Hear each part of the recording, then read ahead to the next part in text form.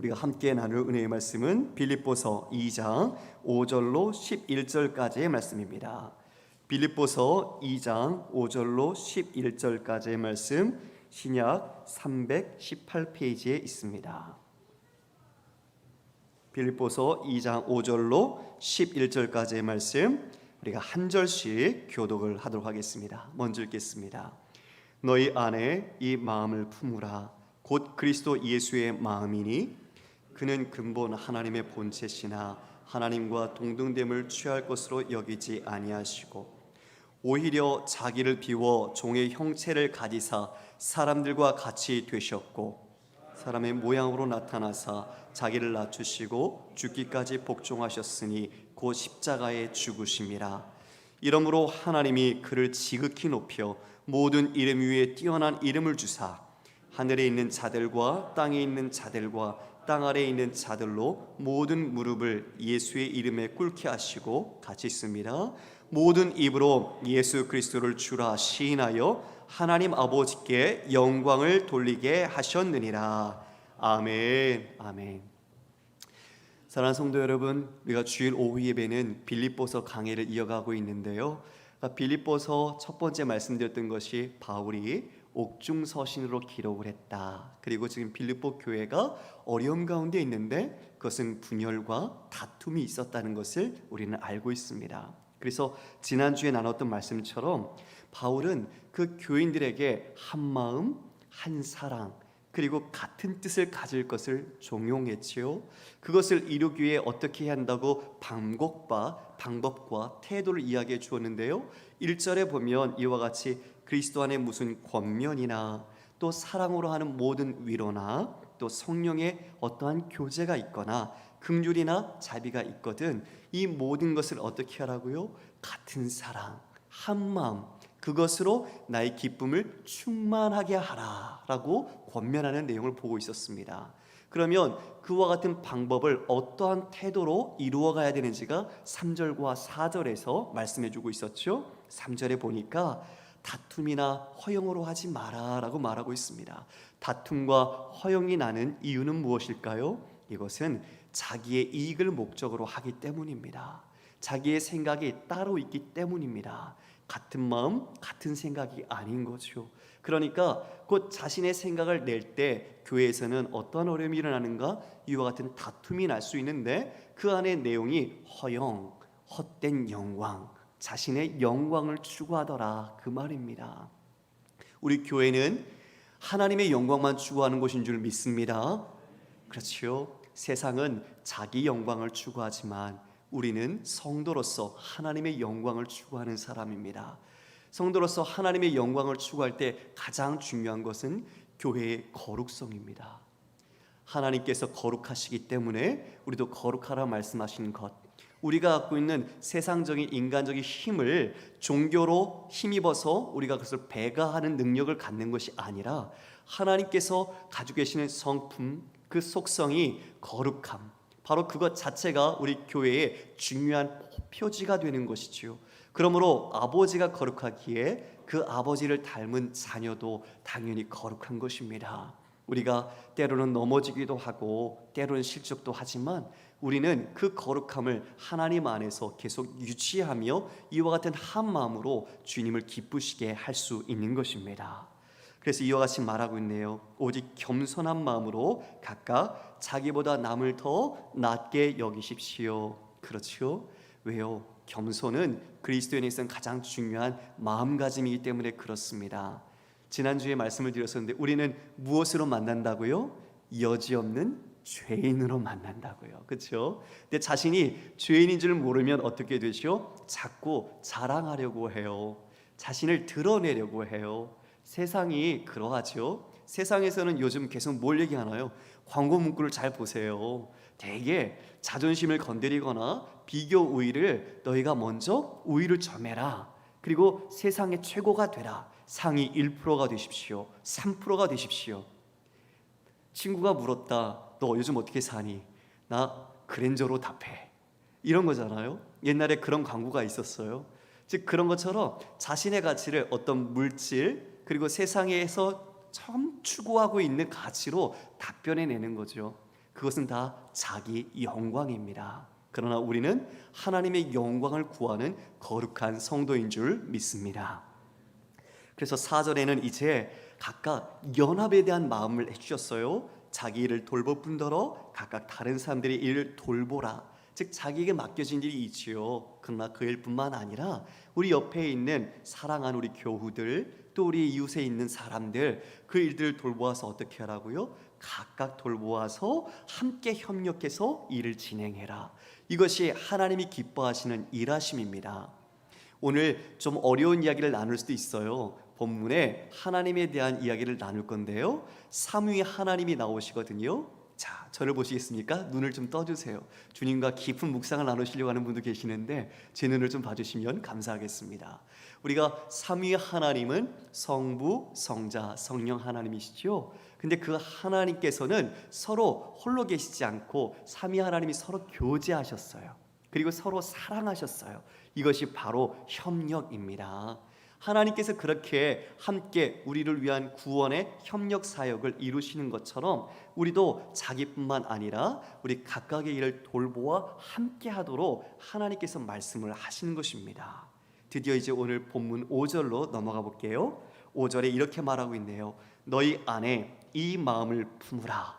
곧 그리스도 예수의 마음이니. 저는 이 한 절 앞에서 마음이 아주 깊은 묵상에 좀 빠졌습니다. 이 마음을 품으라고 바울이 지금 명령을 했는데 예수님의 마음이라고 말은 했습니다. 근데 예수님의 마음을 다 알 수가 없는 거예요. 제 입장에서는 어떻게 하면 그 마음을 우리 사랑하는 성도님들에게 잘 전할 수 있을까? 제가 예수님 같은 마음이 되지 못하는, 저는 가난하고 연약한 그런 인간의 존재이기 때문에 예수님은 하나님이셨던 분이 인간으로 오셔서 우리를 사랑하셔서 그와 같은 일들을 이루셨는데 내가 어찌 그 마음을 알 수 있을까? 참 어떻게 전해야 되나 마음이 무거워지더라고요. 근데 바울은 그 마음을 지금 이와 같이 표현하면서 그래도 전하고 있습니다. 저도 그 바울의 용기와 그 믿음을 조금 더 용기 내서 저도 여러분에게 함께 전하고 싶습니다. 이 마음을 품으라. 곧 그리스도 예수의 마음이니. 6절에 이처럼 표현하고 있네요. 그는 근본 하나님의 본체시나 하나님과 동등됨을 취할 것으로 여기지 아니하시고, 여기에 그는 근본 하나님의 본체시다라는 말을 했습니다. 근본적으로 하나님과 본체, 이 본체라는 말은 모르페라는 말인데요, 일종의 신적인 속성이 하나님과 같다는 것입니다. 하나님이라는 말은 하나의 신적인 실체가 같다는 의미인데 하나님으로서 가지는 속성, 바로 그 실제적인 속성이 바로 이 모르페, 이 본체가 되는 것입니다. 즉 성부, 성자, 성령 하나님은 동일 본질이라고 하는 한 실체로 똑같으신 분입니다. 제가 좀 어렵다고 했죠? 벌써 지금 눈을 감으시려는 분들이 계세요. 잘 들어주세요. 네, 하나님은 하나님이십니다. 그분으로서 삼위 하나님은 한 하나님이십니다. 이것을 우리는 삼위일체라고 얘기합니다. 여기서 일체라는 것은 실체로서 같다라는 의미인데 그 같음은 하나님으로서 가지는 본질, 즉 하나님으로서 가지는 신적 속성과 성품이 같다라는 것입니다. 그래서 하나님은 한 분이십니다. 그런데 그 하나님이 존재를 어떻게 하세요? 성부, 성자, 성령이라는 제1위 성부 하나님, 제2위 성자 예수님, 제3위 성령 하나님으로 존재하십니다. 이 1위, 2위, 3위라는 표현을 썼는데요, 이것을 위격이라고 얘기합니다. 위격.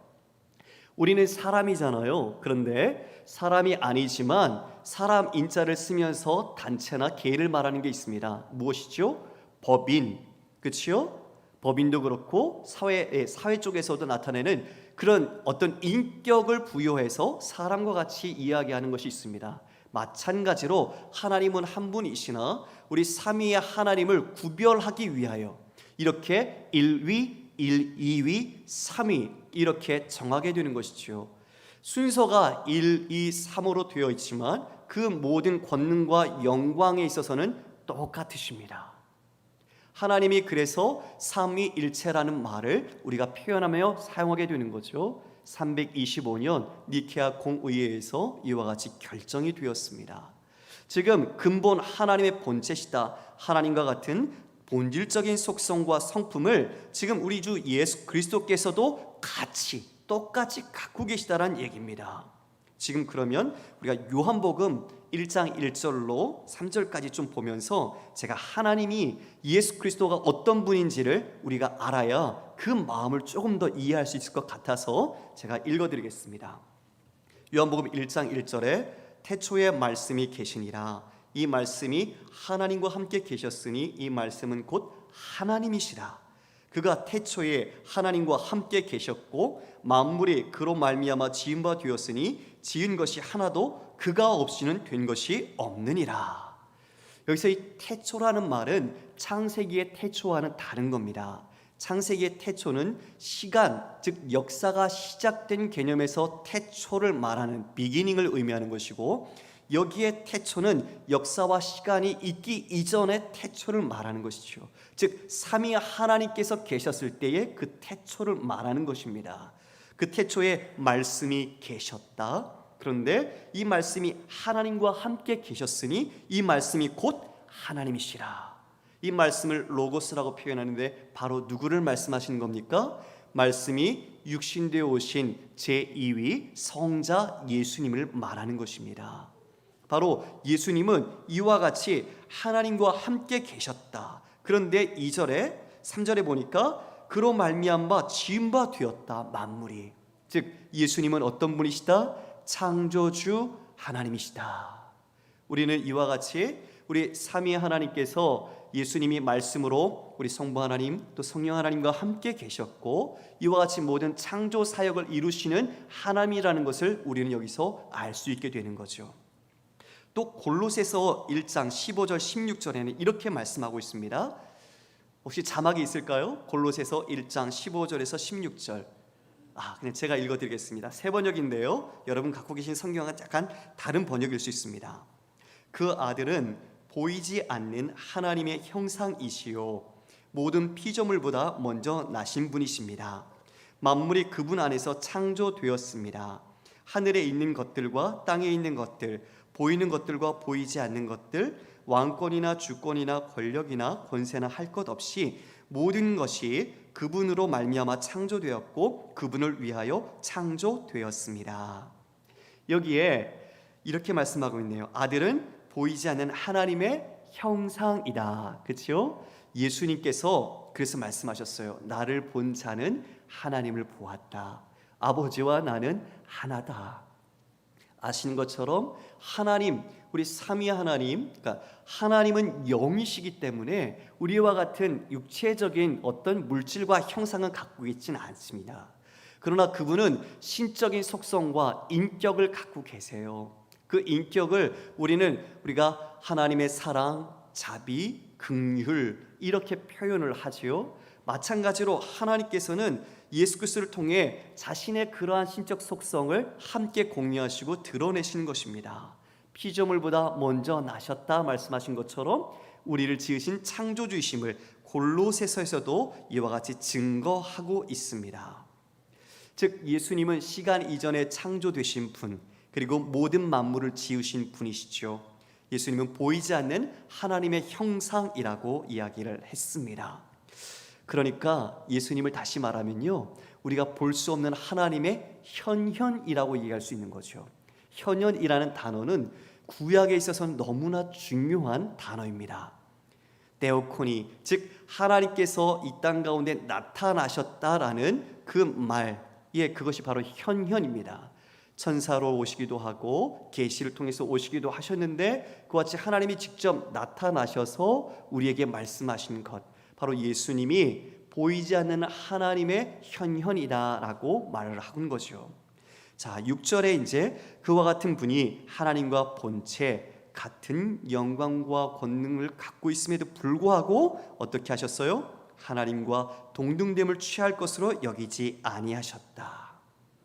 하나님과 같은 그 영광을 가지고 있음에도 그 영광을 동등됨으로 취하지 아니하셨다라고 말했습니다. 왜 그랬을까요? 그러한 이유가 7절에 좀 나타나고 있는데요. 7절을 함께 읽어보겠습니다. 시작. 오히려 자기를 비워 종의 형체를 가지사 사람들과 같이 되셨다. 예, 사람들과 같이 되셨다. 자기를 비우셨다. 그리고 종의 형체를 가졌다. 여기서 종의 형체는 종의 신분으로 오셨다라고 이해하면 될 것 같아요. 그분이 하나님이신 그분이 그 모든 신적 속성을 갖고 있음에도 하나님과 같은 영광을 다 취하지 않고 내려놓으시고 이제 자신을 종의 신분으로 사람들과 같은 모양으로 이 땅에 오셨다는 것입니다. 8절에 그렇게 보니까 사람의 모양으로 나타나사 자기를 낮추시고 죽기까지 복종하셨으니 곧 십자가에 죽으심이라. 예수님께서 사람의 그 몸을 입고 오신 이유는 여러 번 말씀드렸습니다. 우리는 너무 잘 압니다. 우리를 구원하시기 위함이라는 것. 그러나 그 구원의 방식이 십자가였다는 것을 우리는 배웠습니다. 왜요? 제물로서 우리가 드려줄 수 있는 인간은 그 누구도 대속물이 될 수 없었기 때문입니다. 모두가 죄인이기에 죄인은 정결하고 흠이 없는 자가 아니기에 제물로 드려줄 수 있는 가치가 없기 때문이죠. 그래서 우리 예수님께서 성령으로 잉태하셔서 죄 없으신 분이 요한의 세례를 받아 자신이 모든 인류의 죄를 전가받으시고 자신이 그 죄를 품고 십자가의 대속물로 하나님과 우리가 갈라졌던 그 틈을 화목제물로서 그 죄의 장벽을 깨서 우리에게 다시 하나님의 자녀가 되어지는 그 영광을 누릴 수 있도록 만들어주신 것입니다. 여러분들이지만 이 신비는 우리의 이해는 할 수가 없습니다. 저도 목회자로서 여러분에게 이와 같이 정리해서 말씀은 드리지만 하나님의 우리를 사랑하시는 긍휼과 사랑의 깊이는 정말 가늠할 수가 없습니다. 참 그것을 더 알고 싶어서 매일 기도합니다. 하나님, 십자가를 더 깨닫게 해주십시오. 예수님의 그 마음을 더 깨닫게 해주십시오. 그렇게 기도합니다. 그러나 매일 배워도 그것은 한이 없는 것 같고 여전히 모르는 것 같습니다. 주님께서 이와 같이 자기를 낮추시고 십자가를 지심은 바로 우리를 사랑하시는 하나님의 마음을 이루시는 것입니다. 할렐루야. 여러분은 그 사랑과 그 은혜를 받은 자입니다. 지금 예수님께서 하나님이시라는 것, 그리고 그분이 창조주시라는 것, 우리는 너무 문자적으로만 우리 마음속에 이해하고 있는 것 같아요. 오늘 예수님께서 오전 설교에서 이 시몬도 부르시고 안드레도 부르셨잖아요. 여러분 이렇게 한번 생각해 보시겠습니까? 여러분 인생 가운데 가장 큰 부르심이 있었다면, 그리고 가장 흥분된 부르심이 있었다면 어떤 부르심이었습니까? 만약 정말 가고 싶어하는 회사가 있었어요. 면접을 봤는데 거기 면접 보신 분이 이제 내게 전화를 주는 것을 손꼽아 기다리는 거죠. 만약 그래서 그 전화가 와서 나를 불렀다면 그 부르심에 우리는 감동하고 감격하겠죠. 얼마나 흥분되고 기쁠까요? 그렇죠? 정말 그것은 잊을 수가 없을 거예요. 또 어떤 부르심이 있을 수 있을까요? 제게는 이런 부르심이 있었어요. 아까도 잠깐 설명을 드렸지만 제가 모든 방송 생활을 하다가 정리할 때 그 주님의 부르심은 정말 제 안에 떨림으로 다가왔습니다. 내가 모든 갖고 있는 삶을 이제 내려놓고 하나님의 늦은 나이에 하나님의 부르심을 따라 새로운 삶을 산다는 건 두려움이었지만 하나님이 그만큼 내게 주신 은혜가 컸고 하나님이 누구신지를 알았기 때문에 나는 뒤돌아보지 않고 저는 결단할 수 있었습니다. 그 부르심이 창조주이시고 우리를 구원하신 분이라면 그 부르심 여러분에게 어떻게 떨림으로 다가오셨고 어떤 기억으로 자리하고 계십니까? 우린 너무 이것을 간과하는 것 같습니다. 너무 쉽게 머리로만 이해하는 것 같습니다. 한낱 피조물에 불과한 우리를 하나님께서 부르셔서 우리와 함께 자녀 삼으시고 주님의 일을 이루신다는 것, 이것은 백악관, 청와대 감히 견줄 수가 없지요. 그것하고는 비교할 수도 없는 대우주적인 역사 사건인 것입니다. 그 자리에 지금 우리가 있다는 건 억만금을 주어도 바꿀 수 없는 영광을 누리고 있다는 것을 기억하시기 바랍니다. 지금 예수님께서 이와 같이 낮아지심, 종의 형체로 십자가에 죽기까지 순종하심은 바로 그런 사랑을 우리에게 베푸신 겁니다.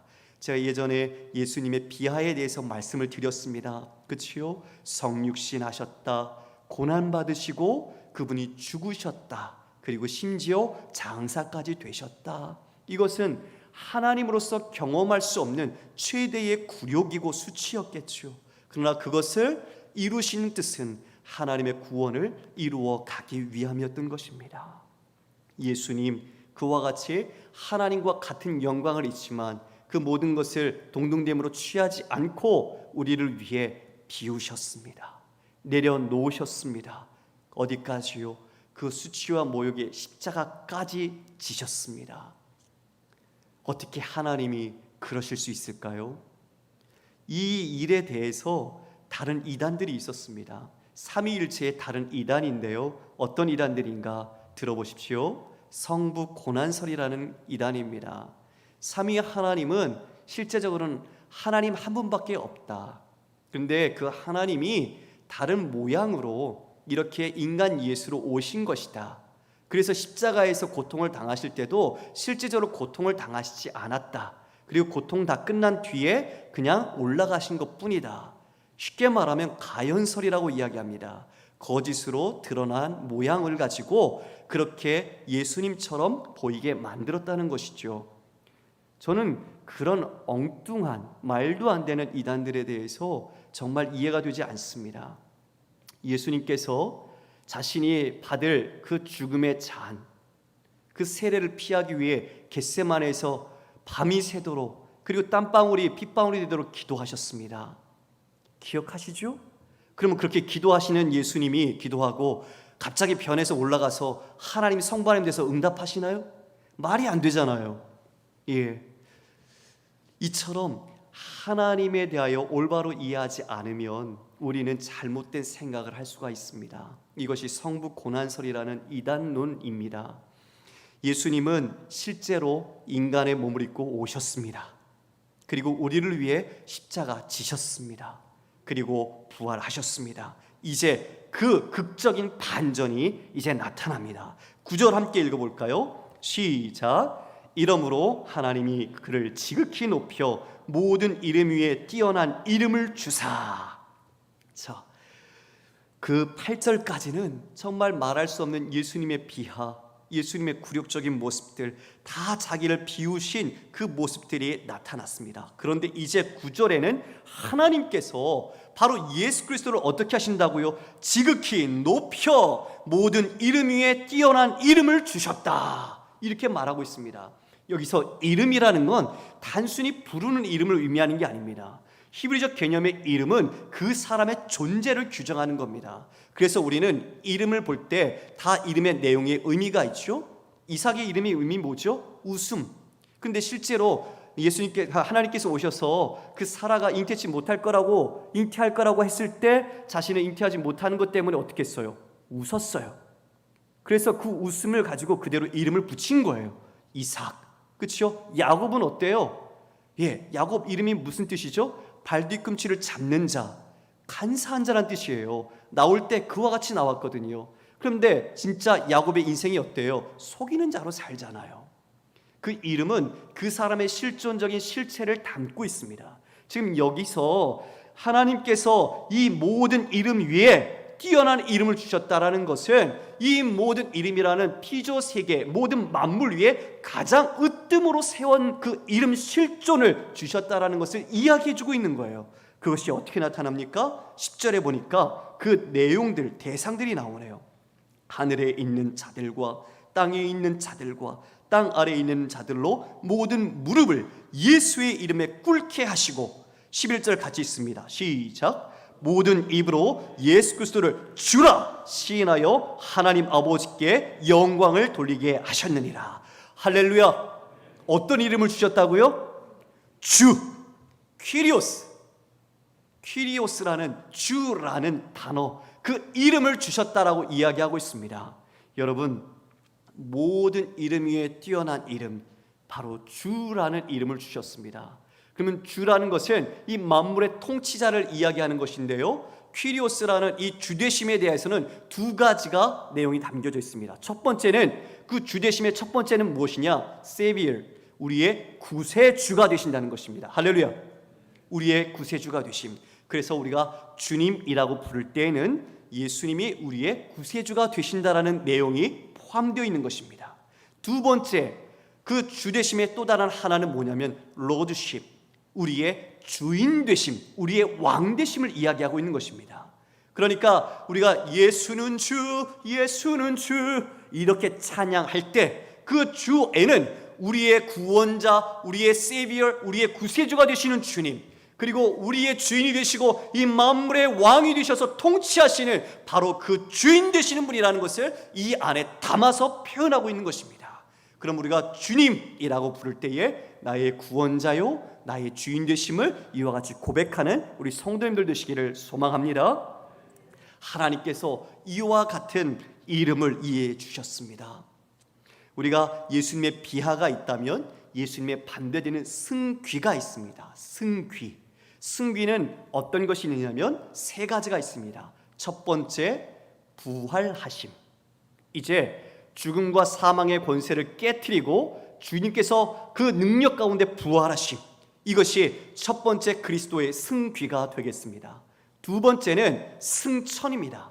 바로 이 땅에 내려오셨으나 내려오신 분이 다시 올라가심, 하늘로 자신이 원래 있는 곳으로 올라가심, 바로 승천이 제 두 번째 승기가 됩니다. 세 번째는 무엇이냐? 바로 제위입니다. 제위. 하나님 보좌 우편에 앉으셔서 우리와 같이 우리를 돌보시고 우리의 중보자가 되셔서 다스리시는 분, 이와 같이 낮아지신 예수 그리스도를 다시 하나님께서는 높이셨는데 그것이 부활이요 승천이요 제위로서 보좌에 앉히셔서 이 사람이 주다, 우리의 주되심을 천하의 모든 것들이 무릎을 꿇게 하셔서 그분을 향한 경배로 돌리게 하는 것입니다. 할렐루야. 우리 주 예수 그리스도께서 우리를 위하여 낮아지셨으나 다시 우리 하나님은 그를 지극히 높여 모든 이름 위에 뛰어난 이름, 주라는 이름을 부여하셨습니다. 사랑하는 성도 여러분, 그 주되심이 여러분의 삶에 정말 있습니까? 그분이 나의 구원자요, 내 삶의 주인이요, 나의 왕으로서 여러분을 통치하시고 다스리시고 있습니까? 아니면 여러분에게 더 실질적인 직장의 상사, 아니면 더 위에 있는 직급의 분들이 여러분의 주가 되고 계십니까? 어떻습니까?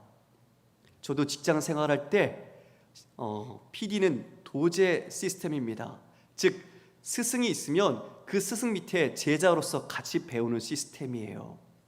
그러다 보니 이 스승이 하나님과 같습니다. 거의 레벨이. 그러니까 교회를 다니지만 하나님의 말씀보다 그 선배가 시키는 말이 더 큰 영향력으로 다가오는 거죠. 참 안타까운 현실이었고요. 저도 나중에 많이 회개했습니다. 우리가 무엇 앞에 무릎을 꿇어야 할까요? 누구의 이름을 주라고 표현해야 될까요? 여러분의 실질적인 주는 누구십니까? 우리 이 시간 다시 한번 우리 마음속에 돌이켜봅시다. 내가 우리 주되심을 가지고 우리 주 예수 그리스도를 정말 내 삶의 왕이요 주인이요 구원주로 모시고 있는가? 그분을 따라 내가 살고 있는가 말입니다.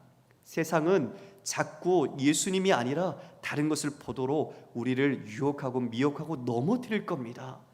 그것이 직장의 일이 되었건 아니면 성과가 되었건 내가 해야 될 일이 되었건 사단이 예수님을 시험하는 것처럼 우리의 연약한 약점을 정확히 알고 우리를 공격할 겁니다.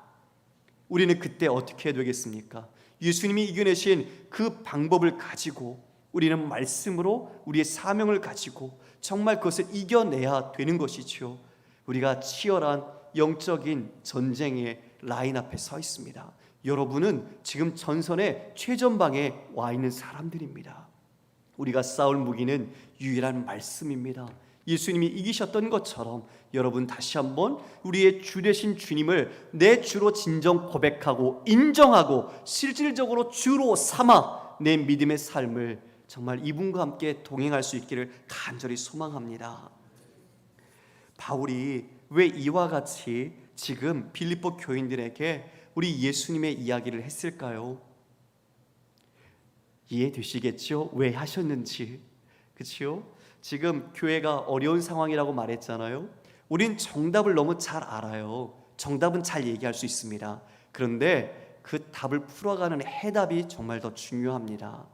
이 교회 사람이 모여서 사람의 힘으로 되는 것 같고 그 사람의 영향력이 리더십을 발휘해서 이끌어가는 것 같지만 바울이 말한 바 선한 일, 착한 일, 바로 교회의 머리가 되신 분은 예수님이십니다. 그래서 지금 그 예수님의 마음을 다 보게 하는 거예요. 그 분란을 일으켰던 자들이나 파당을 지었던 자들이나 모든 사람들에게 지금 우리 교회가 가져야 될 그 중심적인 마음, 그리고 바라보아야 할 분이 누구신가, 그 해답을 여기에 제시하고 있는 것입니다. 그분은 어떤 분이셨어요? 그분은요, 겸손하신 분이셨어요. 자신의 모든 것을 내어주신 겸손하신 분, 바로 그 겸손의 모본을 지금 이와 같이 말씀을 통해서 그 빌립보 교인들이 깨닫고 우리 주님을 바라보도록 만들고 있는 것입니다. 주님을 바라보지 않으면 어떻게 될까요? 더 큰 싸움과 어려움이 나타나게 되는 거죠. 이처럼 예수님의 성육신과 십자가 사건을 이야기하는 것은 이 모든 분열 속에 예수 그리스도의 모본을 통해서 교회가 회복되기를 바라는 마음입니다. 겸손한 마음을 가져라. 겸손한 마음을 가져라. 누구와 같이? 예수 그리스도와 같이. 우리는 예수님을 이 본문 속에서는 신학적인 제2의 예수님, 창조주 예수님, 구속주 예수님, 이와 같이 우리는 신학적인 예수님을 많이 살펴보지만 우리는 더 실제적으로 역사적으로 오셨던 역사적 예수, 인간으로 사셨던 예수님이 어떻게 사셨는가를 우리는 볼 필요도 있습니다. 그분은 우리 인간의 모습으로도 볼 때 가장 겸손하게 오신 분이시고 그분은 우리를 위해 모든 것을 내어주신 분이라는 것을 알고 있죠. 그처럼 어떻게 성도들이 살으라고요? 그리스도처럼, 예수님처럼, 자신을 죽기까지 복종한 것처럼 자신을 겸손하게 내려놓으라 이야기하는 것입니다. 우리의 마음이 자칫 하나님의 말씀과 주님을 보지 않으면 자꾸 높아지려고 하는 마음들이 솟구칩니다. 세상에 가면요, 세상 사람들이 자꾸 우리의 자존심을 긁을 수도 있어요. 그리고 우리의 마음을 아프게 할 수도 있어요. 네 자신의 존재를 뭐로 증명해봐, 이렇게 말하겠죠. 그들은 세상이 말하는 능력이라는 것으로 증명하라고 우리를 종용할 겁니다. 물론 우리도 능력을 갖추어야 합니다. 그러나 우리는 나를 드러내는 것이 아니라 우리 안에 계신 그리스도를 드러냄으로 진정한 능력이 나타나는 줄 믿습니다. 자기의 영광이 아닌 하나님의 영광, 지금 이것을 끝까지 추구하셨던 예수 그리스도를 우리 주님은 높이셨습니다. 우리 하나님께서는 예수님을 높이셨습니다. 이것처럼 이 세상에 그리스도인이 어떻게 살아야 하는가? 죽어야만 다시 사는 그 생명의 비밀, 내가 죽어야 내 안에 예수 그리스도가 살고 그것이 진정한 생명의 길을 가는 것이라는 것을 깨닫는 것, 그래서 우리가 그 길 주님과 함께 영원히 갈 수 있다면 가장 복된 삶이 될 것입니다. 말씀을 정리하겠습니다. 로마서 3장 23절에 모든 사람이 죄를 범하였음에 하나님의 영광에 이르지 못하더니, 우리는 죄인이어서 하나님께 영광을 돌릴 수 없는 존재였습니다. 그것을 예수님께서 오셔서 허무셨고 우리가 주님 앞에 그 사랑하는 하나님 앞에 나가 그 영광을 돌릴 수 있도록 길을 열어주신 것입니다. 그러면 우리는 이와 같은 하나님의 그 성품, 그것을 우리는 무엇으로 드러낼까요? 무엇으로 드러낼까요, 여러분? 우리는 우리의 인격으로 우리 주님을 드러내는 것입니다. 할렐루야. 신앙 인격이라고 말하죠. 우리가 예수를 믿은 그 오래된 연륜과 또 연차가 더할수록 우리는 예수님 닮아 우리 주님의 그 자비와 겸손함이 우리의 말과 인격에서 나와야 하는 것입니다. 이것이 예수 닮는다는 의미가 될 수 있습니다. 믿음의 열매, 성령의 열매가 그와 같이 성품으로 드러나고 있는 것이죠. 바울은 오늘 이 말씀을 통해 그리스도의 마음을 보게 하고 예수님의 겸손한 본을 깨닫게 했습니다. 겸손의 모범을 보이신 예수 그리스도를 따른 것 외에는 공동체의 분열을 해결할 방법이 없었기 때문입니다. 성도 여러분, 부활하신 예수님 첫 번째 오셔서 우리에게 이렇게 제자들에게 말씀하셨습니다. 너희에게 평강이 있을지어다. 그 평강은 하나님과 맡겼던 담이 허물어지고 관계가 회복된 것입니다. 예수님의 성육신과 십자가 지심의 사건은 바로 이와 같은 평강, 하나님과의 관계를 회복시킴으로 우리가 죄인으로서 하나님의 영광을 돌릴 수 없었으나 이제는 하나님의 영광을 돌릴 수 있는 자로 하나님의 백성과 자녀로 세워주신 것입니다. 세상이 줄 수 없는 그 영원한 생명, 우리는 거기에 마음을 두지 말고 우리는 오직 하나님의 마음, 오직 우리 삶을 통해 그리스도가 우리의 주되심을 인정하고 주님께서 원하시는 삶의 열매, 믿음의 열매, 인격의 열매를 맺어서 우리 주님께 영광 돌리시는 우리 사랑하는 성도님 되시기를 주님의 이름으로 축복합니다. 아멘. 같이 기도할까요?